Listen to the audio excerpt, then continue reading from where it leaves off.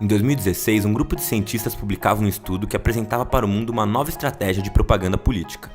E a base dessa nova técnica não era muito convencional. Ela consistia basicamente em um fluxo de mentiras constante, emitidos por diferentes canais de comunicação com o intuito de gerar confusão e afirmar crenças políticas. Mas o estudo não foi feito a partir das estratégias discursivas de políticos como Donald Trump ou Jair Bolsonaro. Ele foi elaborado depois de uma análise da máquina de propaganda de Vladimir Putin. O estudo foi feito pela Rand Corporation, um think tank norte-americano focado em pesquisas e análises políticas. Ele descreve o funcionamento da máquina de propaganda russa entre 2008 e 2014, época da anexação da Crimeia ao território do país, e aponta 4 aspectos principais de uma tática de comunicação que os autores chamaram de Firehose of Falsehood. Em português, o termo significa algo como mangueira de falsidades. A expressão foi uma metáfora utilizada para explicar o conceito, um fluxo constante de mensagens que impossibilita a defesa de outra perspectiva, a fim de afirmar posições políticas específicas. De acordo com os pesquisadores, essa técnica tem como característica o alto volume de conteúdo e a produção rápida, contínua e repetitiva. Mas além disso, o firehosing também não tem comprometimento com a realidade e não precisa ter consistência no que se diz entre um discurso e outro. Quando as tropas russas invadiram a Crimeia, por exemplo, Putin foi a público negar o fato. Acusou a mídia de emitir informações falsas e afirmou que as imagens divulgadas na imprensa eram de milícias privadas. No entanto, algum tempo depois, com o território já anexado, o presidente admitiu que as tropas enviadas à região eram de fato russas. A estratégia de Putin desvendada na pesquisa da Rand Corporation foi eficiente.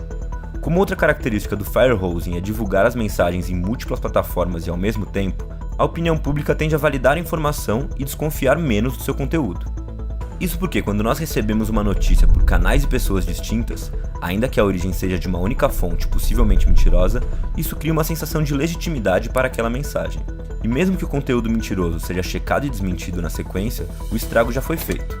No artigo publicado na Rand, os autores argumentam que as ferramentas multicanais combinadas com a máquina governamental acabam criando o monopólio das primeiras impressões do público. A propaganda política, portanto, ganha o domínio da primeira notícia, moldando a memória das pessoas e influenciando suas decisões. Para muitos, esse tipo de estratégia também passou a ser utilizada mais tarde por políticos como Trump e Bolsonaro. No entanto, em uma entrevista para a Vox, Christopher Paul, um dos autores do artigo, negou que os resultados obtidos na pesquisa pudessem ser aplicados, por exemplo, na administração Trump. Really had no view that this would be anything that anyone would think about applying to American politics.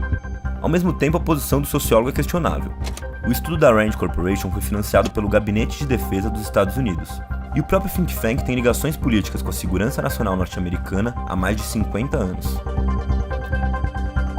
A jornalista Masha Gessen, autora de 2 livros sobre Putin e de outras publicações sobre governos autoritários, por exemplo, tem uma opinião diferente.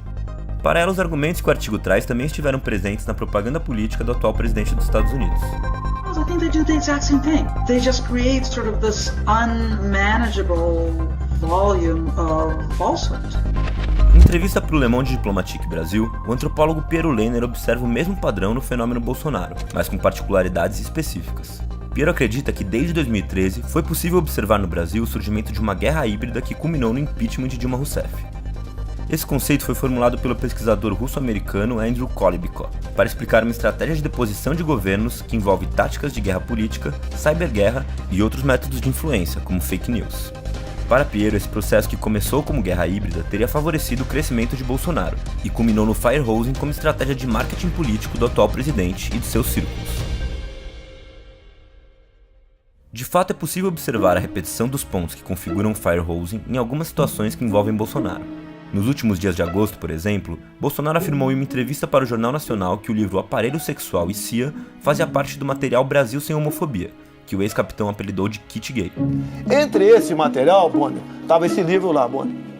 A afirmação de Bolsonaro foi feita em rede nacional e logo se pulverizou pelas redes sociais. Na segunda quinzena de setembro, uma pesquisa listou as publicações mais compartilhadas do Facebook que mencionavam o termo kit gay. Das 5 postagens mais compartilhadas, 4 vinham de páginas favoráveis a Bolsonaro, e a mais compartilhada era do próprio ex-capitão. Somadas, elas contabilizavam mais de 190 mil compartilhamentos, apenas no Facebook. A afirmação de Bolsonaro foi desmentida na sequência, já que o livro na realidade não fazia parte de kit algum distribuído pelo Ministério da Educação. Assim que a notícia de que a fala do atual presidente era mentirosa foi a público, o ex-capitão fez um pronunciamento nas redes sociais dizendo que o livro realmente não fazia parte do kit, mas que teria sido distribuído em boa parte das escolas do país como um brinde. O que realmente aconteceu? As editoras que vendem material didático para o governo, por parte do governo, ele exige que as mesmas, a título de brinde, forneçam esse tipo de material. Mas esse livro, sim, chegou em grande parte das bibliotecas, das escolas de ensino fundamental em todo o Brasil. A comunicação direta de Bolsonaro com sua base dá sinais de que a estratégia de propaganda política usada nas eleições, com o uso intensivo de canais de comunicação, será mantida em seu governo. Seguindo a cartilha de Trump, o Twitter se consolidou como canal oficial de comunicação de Bolsonaro, e assim como os presidentes norte-americano e russo, ele posiciona parte da imprensa tradicional como adversária, apostando em meios de comunicação alternativos.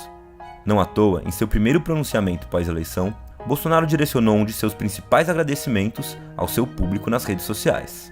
Só cheguei aqui porque vocês, internautas, povo brasileiro, realmente vocês acreditaram em mim.